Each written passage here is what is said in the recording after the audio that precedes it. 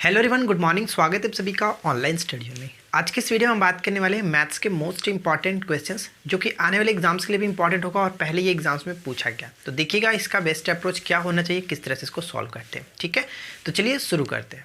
देखिए first question क्या करेगा कि किसी व्यक्ति ने दो वस्तुएं खरीदी जिनमें से प्रत्येक की कीमत 3050 थी। उसने एक वस्तु को 13% के लाभ पर और दूसरी वस्तु को 25% के लाभ पर बेच दी। तो हमें ये बताना है कि उस व्यक्ति को कुल कितना लाभ होगा। देखिए कैसे करते हैं इस क्वेश्चन को। हम यहाँ पे ये मानते हैं कि एक व्यक्ति का जो क्रय मूल्य था 100 पे लेके चलते हैं हम। टोटल वो 3050 पे ना लेकर के 100 पे मानते हैं। ठीक है, अगर उसने 100 रुपये में खरीदा होता और उसको बेचा कितना में 13% के लाभ पे, यानी कि 113 हम ये मानते हैं। और एक और वस्तु, उसी वस्तु को यानी कि दूसरा जो व्यक्ति वो भी मानते हैं खरीदा होगा 100 रुपये में, लेकिन उसको वो बेच रहा है कितना में 25% के प्रॉफिट यानी कि 125 में। तो अगर मैं दोनों को देखूं तो कितना है, यानी कि 200 रुपये टोटल। और दोनों जब दोनों बेच रहे हैं तो कुल विक्रय मूल्य कितना होगा, यानी कि यहाँ पे अब देखिए 8, 3 और यहाँ पे 2 यानी 238। खरीदा गया 200 में, बेचा गया 238 में। तो कितने का प्रॉफिट हुआ, आप कहोगे 38 का प्रॉफिट हुआ। कितने पे, 200 पे। लेकिन हमें तो निकालना है 100 पे। ठीक है, 100 पे, यानी कि जो मूल्य था उनका, मूल्य जो क्रय मूल्य था उनके पास हम निकालते हैं। तो यहाँ पे डबल जब जीरो खत्म, इसको कटा देंगे 19, यानी कि 19% इस क्वेश्चन का सही आंसर होगा। जो कि हम यहाँ पे ऑप्शंस तो नहीं दिया गया, लेकिन करेक्ट आंसर आपका 19% होगा। ठीक है ना।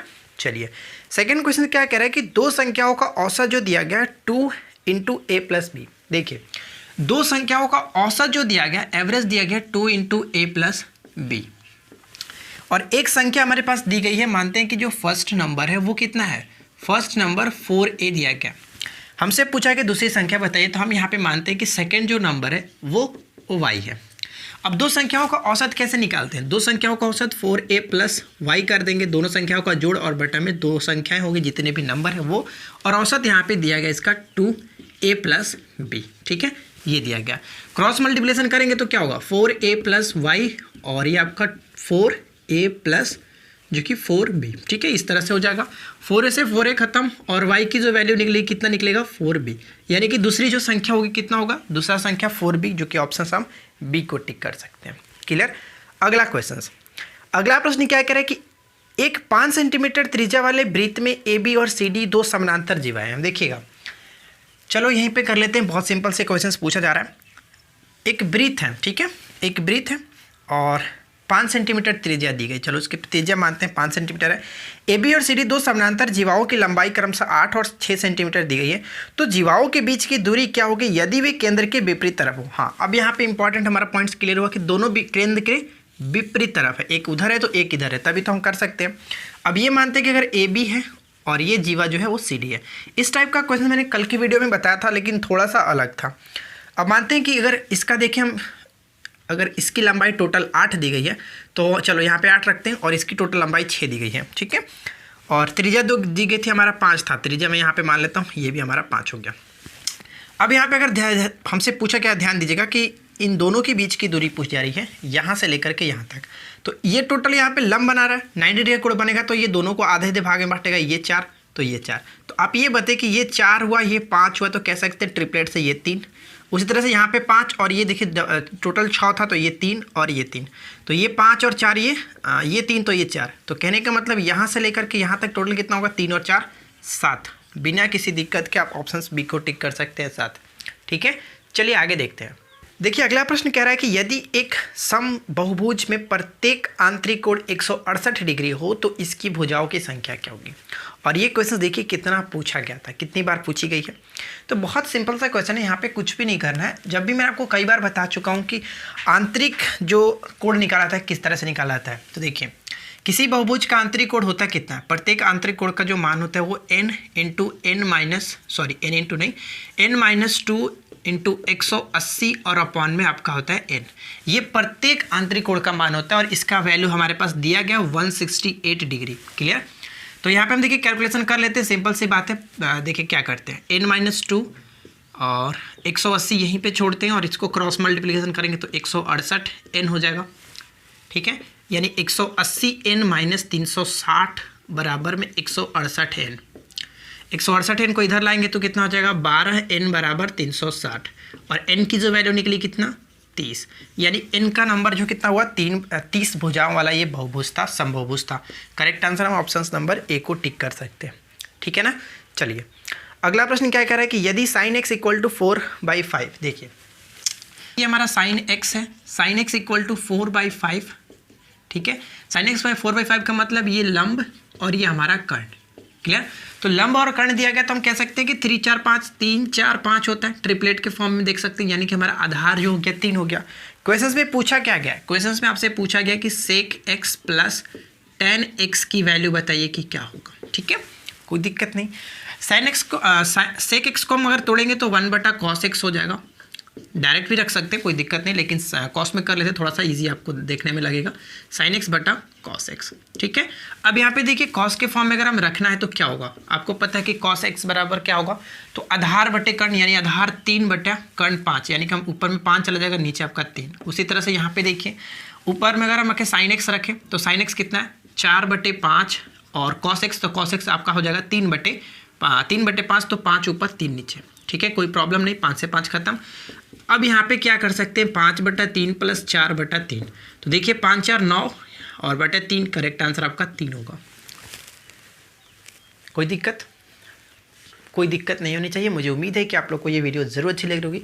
बहुत सिंपल सा क्वेश्चंस पूछा गया और मैं अपने से नहीं ला रहा हूँ, देख सकते हो आप क्वेश्चंस पूछा भी गया पिछले प्रीवियस ईयर में, तो वही सब क्वेश्चन मैं आपके साथ डिस्कस भी कर रहा हूँ। देखिए अगला क्वेश्चन क्या कह रहा है कि यदि किसी वृत्त की त्रिज्या 100% बढ़ा दी जाए तो उसका क्षेत्रफल कितना बढ़ेगा। देखिए अब इस क्वेश्चन को कैसे करते हैं, बहुत सिंपल सी बात है कि जब भी किसी त्रिज्या में अगर हम 8% कोई भी मान के चले कि वृद्धि हो रही है n% की, x% मान लेते हैं x%, तो उस कंडीशन में टोटल हमारा जो क्षेत्रफल में वृद्धि होता है वो क्या होता है 2x प्लस x² अपॉन में 100।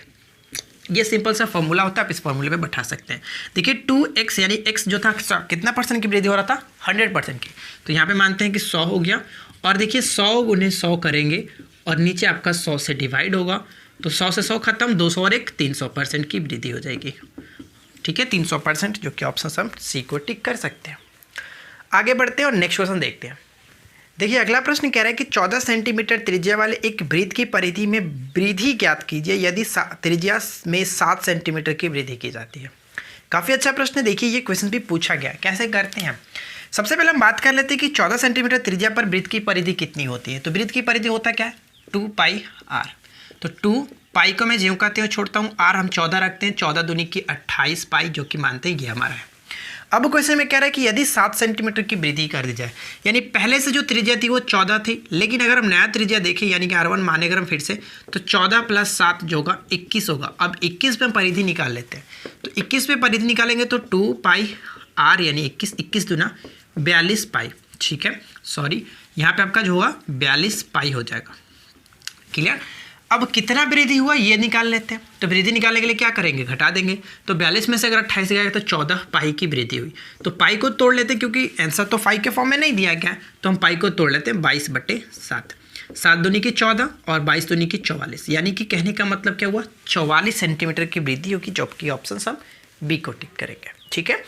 अगला क्वेश्चन, नेक्स्ट क्वेश्चन कह रहा है कि किसी कार्य को ए अकेले 16 दिन में कर सकता है। देखिए ये बहुत अच्छा प्रश्न है कि ए अकेले 16 दिन में कर सकता है, बी अकेले उसी कार्य को जो कि 12 दिन में कर सकता है, ठीक है। सबसे पहले दोनों कैल्शियम लेते हैं, दोनों कैल्शियम 16 और 12 कैल्शियम आपको हो गया 48, ठीक है, 48 हो गया, 16 3 48 और 12 चौका 48। अब आगे बढ़ते हैं, आगे कह रहा है कि ए से शुरू करते हुए वे एकांतर दिनों पर कार्य करते हैं। एकांतर दिन का मतलब कि पहले दिन कार्य करता है ए, यानी कि 3 यूनिट कार्य हुआ, उसी तरह से दूसरे दिन फिर से अगला दिन काम जो करेगा वो कौन करेगा बी करेगा, यानी कि 4 यूनिट करेगा। तो आप ये बताइए कि 2 दिन मिलाकर के कुल कितना कार्य हुआ, 2 दिन में कितना कार्य हुआ, 4 और 3 7 यूनिट का काम हुआ, 2 दिन में 7 यूनिट, लेकिन हमें करना कितना है 48। अब मैं आपसे ये बोलूँगा कि इसके नज़दीक जाने के लिए या फिर इसको पूरा कटाने के लिए कितना से हम गुना करें ताकि हम इसके नज़दीक चले जाए, तो आप कहो कि अगर हम 7 से गुना करेंगे तो 7 7 49 चले जाएंगे, जो कि ज़्यादा हो जाएगा। कराना तो 48 ही यूनिट है, लेकिन हम 49 क्यों जाएंगे, हमें कम करना होगा, यानी हम दोनों तरफ अगर 6 से गुना कर दें तो कहने का मतलब क्या हुआ कि 12 दिन में कितना यूनिट, 12 दिन में जो कि 42 यूनिट कंप्लीट होगा, ठीक है, 42 यूनिट यहाँ तक कंप्लीट हुआ। अब बात करते हैं कि अब अगला दिन कौन करेगा, नेक्स्ट डे फिर ए करेगा, यानी कि अगला दिन जो 13वां दिन होगा 13वां दिन 3 यूनिट का कार्य और होगा, 3 यूनिट 42 और 3 45 यूनिट कंप्लीट। ठीक है, कंप्लीट हो गया। हमें कंप्लीट कितना करना है, 48 यूनिट, यानी कि शेष कितना बचा है, 3 यूनिट का कार्य बचा है। लेकिन अब कौन करेगा, यहाँ तक तो कंप्लीट हो गया, अब करना है इसे सिर्फ और सिर्फ इसे करना है। ठीक है, यानी कि अब बी करेगा। तो बी की करने की क्षमता कितनी है, बी की करने की क्षमता जो कि एक दिन में वो 4 यूनिट कर सकता है, लेकिन कराना तो उसको सिर्फ और सिर्फ 3 ही यूनिट का कार्य कराना है, क्योंकि 48 में से 45 3 यूनिट। तो कहने का मतलब कि ये अपने हिसाब से 3/4 और लगेगा और दिन लगेगा। ठीक है, तो कहने का मतलब क्या हो, 13 दिन और ये आपका हो जाएगा 13 सही 3/4, 13 सही 3/4 डेज करेक्ट आंसर होगा, जो कि हम ऑप्शन डी को टिक कर सकते हैं। और टाइम एंड वर्क का ये जो चैप्टर है, जो कि बारी बारी से टॉपिक जो है मैंने ऑलरेडी करा रखा है, आप जाकर के प्लेलिस्ट में देख सकते हैं। ठीक है, चलिए फिलहाल देखते हैं अगले क्वेश्चन को। देखिए अगला प्रश्न क्या कह रहा है कि ए बी सी एक टैंक को 12 घंटे में भर सकते हैं, तीनों को एक साथ खोल दिया जाता है तथा 4 घंटे के बाद सी को बंद कर दिया जाता है। यानी कहने का मतलब ये हुआ कि ए बी सी तीनों ने काम को स्टार्ट किया और 4 घंटे तक काम किया, यानी कि 4 घंटे में कितना भाग भरा गया, 4 घंटे में भरा भाग, तो कितना भाग भरा गया, तो ये हम कह सकते हैं कि 1/3 भाग भरा गया। तो शेष कितना बचा, तो आप कहोगे कि शेष जो बचा है वो 2/3 भाग बचा है। ठीक है, 2/3 भाग। अब सी तो चला गया, सी को बंद कर दिया जाता है। अब कह रहा है कि ए और बी शेष भाग को 14 घंटे में भर सकते हैं, यानी कि 2/3 भाग को 14 घंटे में भर सकते हैं। तो टोटल ये कौन भर रहे हैं, ए प्लस बी भर रहे हैं। ठीक है, तो हम ये कह सकते हैं कि ए प्लस बी मिलकर के उस टोटल टंकी को अकेले यानी कि कुल टंकी को कितना भर सकते हैं। तो देखिए कुल टंकी को अगर वो भरते हैं तो कितना समय लगता, तो कह सकते हैं 21 घंटे में वो भर सकते थे। ठीक है, दोनों मिलकर के 21 घंटे में उस टोटल टंकी को भर सकते थे। ठीक है, तीनों ने मिलकर के क्वेश्चंस में बोला गया कि तीनों ने मिलकर के 12 घंटे में भर सकते हैं, तीनों मिलकर के 12 घंटे में भर सकते हैं, यानी कि ए प्लस बी प्लस सी बराबर 12 घंटे। और ए प्लस बी यहाँ पे आप देख रहे हैं कि दोनों मिलकर के अकेले 21 घंटे में भर सकते हैं। तो दोनों कैल्शियम कितना होगा, 12 और 21 कैल्शियम आपको होगी 84, और यहाँ पे 12 7 84, 21 चौका 84, यानी अगर हम यहाँ पे सी के निकाले तो कितना हो जाएगा 84 और पॉन में 7 में से 4 गया तो 3, तो कितना होता है 28।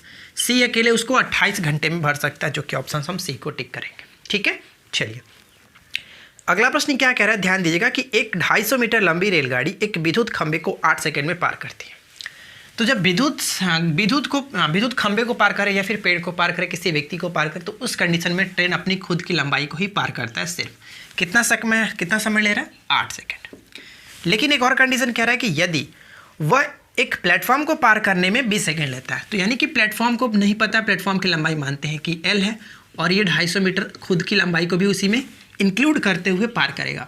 ठीक है, तो देखिए 4 दूनी की 8 और ये आपका 5 चौका 20। ठीक है, इसको घटाएंगे तो कितना हो जाएगा, ये आप देखिए 125 2 से घटाएंगे तो क्रॉस मल्टीप्लिकेशन करेंगे तो 125 × 5 बराबर में L प्लस 250। 250 को इधर ला देते हैं तो कितना होगा, 125 में कॉमन कर देता हूँ, 5 - 2 बराबर में L और 125 × 3। तो करेक्ट आंसर क्या होगा, L बराबर 375। तो 375 ये क्या निकला, L बराबर यानी कि प्लेटफॉर्म की लंबाई 375 हमारा निकल गया, जो कि ऑप्शन हम ए को टिक कर सकते हैं। तो देख सकते हैं यहाँ पर भी क्वेश्चंस पूछा गया था और मैंने आपके साथ डिस्कस किया। तो मुझे उम्मीद है कि आप लोग को आज की वीडियो अच्छी लगी होगी। वीडियो अच्छी लगी हो तो वीडियो को लाइक कीजिए, दोस्तों के साथ शेयर कीजिए, और इस तरह की और भी मैथ्स को आप सीखना चाहते हैं और देखना चाहते हैं कि बेस्ट अप्रोच मैथ्स का क्या होना चाहिए एग्जाम्स हॉल में, तो आप बाकी के वीडियो को देख सकते हैं। मिलते हैं नेक्स्ट वीडियो में किसी नए टॉपिक के साथ। Thanks for watching, keep watching, keep learning, have a good day.